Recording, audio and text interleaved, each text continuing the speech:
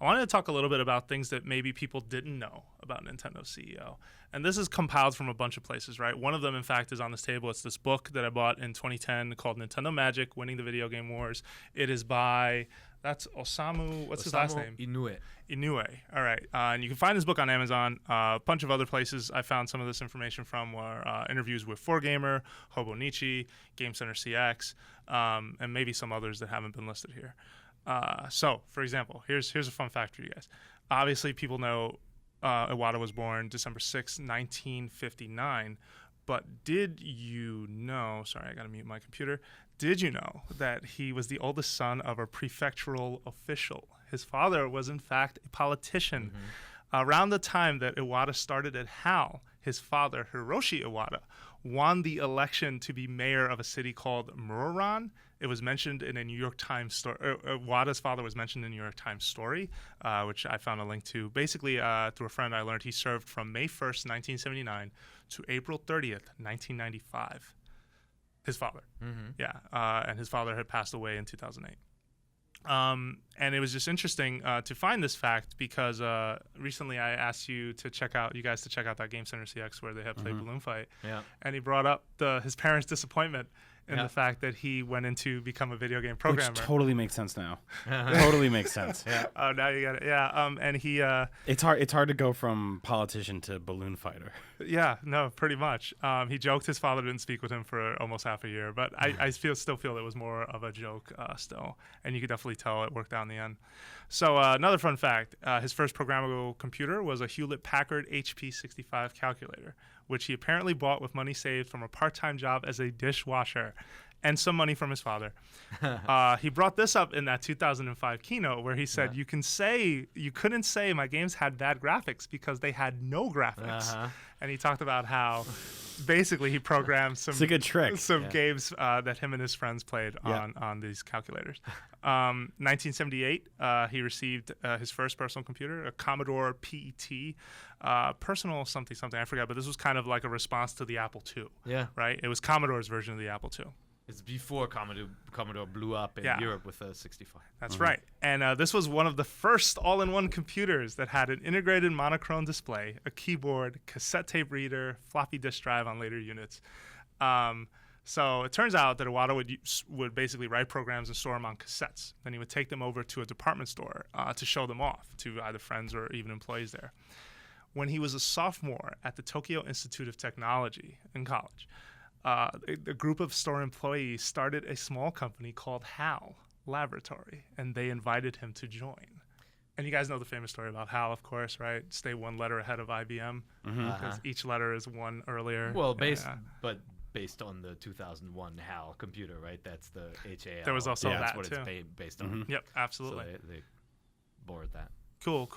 Just a few more then. Some people may not realize Iwata rescued Mother 2 from a very troubled development cycle. It turns out that game was roughly in development 4 years before Iwata saw it. And he basically convinced Itoei and told him, if you continue this way, it doesn't seem like you're going to finish anytime soon. So he offered them 2 ways to proceed. We could either take what you have now and fix it, and that's going to take 2 years, or you can let me start fresh, and it's going to take 1.5 years. And with that, he worked on the game, and it was able to ship. Yeah. Now, this is Earthbound Mother 2, the Super Nintendo game, which was on the Super Famicom. Yeah, it's a very, very beautiful game, right? Yeah. Like one that we've talked about on this show all the time. And you can see already in these stories, you can't judge a book by its cover, right? He seems, when you don't see him presenting on stage, he seems like almost like a shy person, right? Like, I remember seeing Yamauchi. I never got to interview Mr. Yamauchi, but I would see him at Space World walking by with his entourage, and it was like the emperor was walking by, right?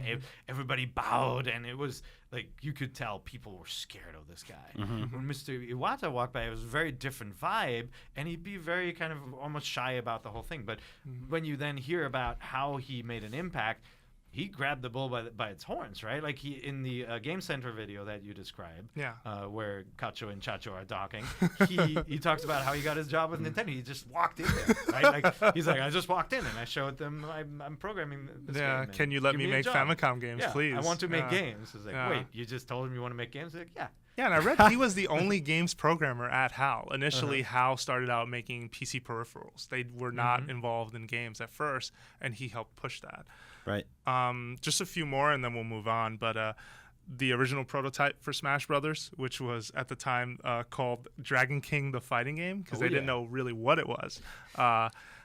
I love the story that he basically programmed it. Now, this was the president, I believe. I think he was the president of HAL at the time, but he was programming it on the weekends since he was working on another project at the time. He had a special feeling about this project even before they had landed on the idea that Nintendo characters would get used instead of these very generic-looking sort of humanoid characters. Yep. Here's two more. By the way, done. very remarkable that it was Nintendo characters beating each other up, because that was an age where they were very protective about what characters could do. Right? They would laugh at the question, like if you said, "Could what could you do with these characters?" They were like, "Oh, Mario would never do that." Right? Like they were very, very protective. Well, and there was they latched onto this thing of these are Nintendo toys fighting each other. Well, no, that's how they explained it. I think that's how they got it past. You know, kind of past the brand control. Well, look at the opening cinematic. I mean, it's toys getting thrown around, right? You fight a giant hand. I mean, like it's a child playing with his toys. Yeah, you know? pretty like much. It's which I love. Yeah. All right. And I also hate because those toys are why I have so many damn amiibos. There's 3 more out in the UK now. 3 more? I ordered them. Yeah. Yeah, they're on the way. Yeah, mine too. You guys. All right. So Iwata's last work Thanks, as a programmer in the field happened when he was general manager of corporate planning at Nintendo. This is a wild story that, in fact, was talked about this year. This came from an interview with 4Gamer. Basically, Iwata said something happened, and it looked like Smash Bros. Melee wasn't going to ship on time. He went to HAL Labs in Yamaishi and began as the acting head of debugging. Basically, he spent 3 weeks performing code review, fixing bugs, reading bug reports, and figuring out problems and getting people to fix those problems. AKA playing Smash. Because of that, they were able to ship the game out on time for its November 21st, 2001 ship date in Japan. So this is echoed later in our very first interview with him. And we asked him, what is your job? He said, head of problem solving.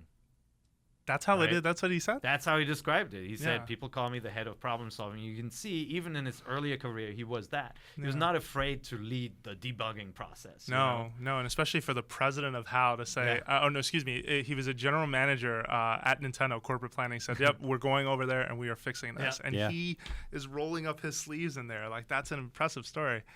Here's one of the last ones. This is the last one, and then we're going to transition to something else. So on December 2nd, 2004, the DS launched in Japan. The original DS, the OG. We're talking about the bigger one, not the DS Lite. Yes, the fatty, as some describe it so eloquently. On that day, Iwata was headed to, so it's spelled Tohoku,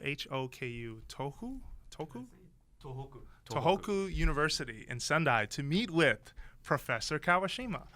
He had basically been talking to Kawashima about the Brain Age project, and he wanted to personally take a demo over to him to see his reaction.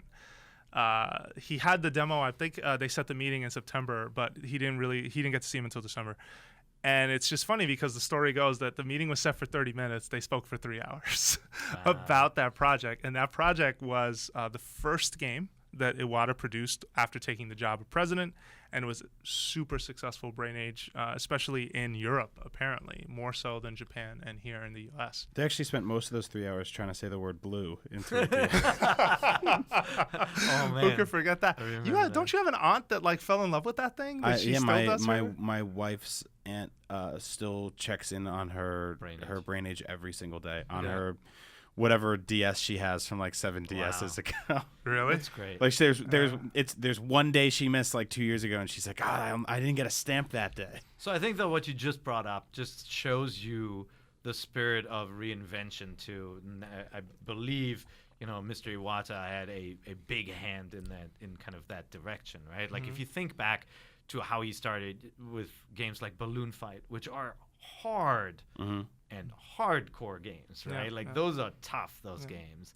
And then Earthbound is really, it's a hardcore. It's still an RPG. It's a Dragon Quest clone RPG. And then for Nintendo to constantly pivot, and you got this era where they invented the fitness games genre, where they invented the brain training genre, where they basically created the virtual pet genre as we know it now. Balloon Fight's the first endless runner, pretty much, right? Yeah. If you think about what is all over the iOS store now, and what was kind of interesting about what happened this week was it was tragic, but it also gave people a reason to see for the first time that this guy wasn't just a mouthpiece. He wasn't just a face.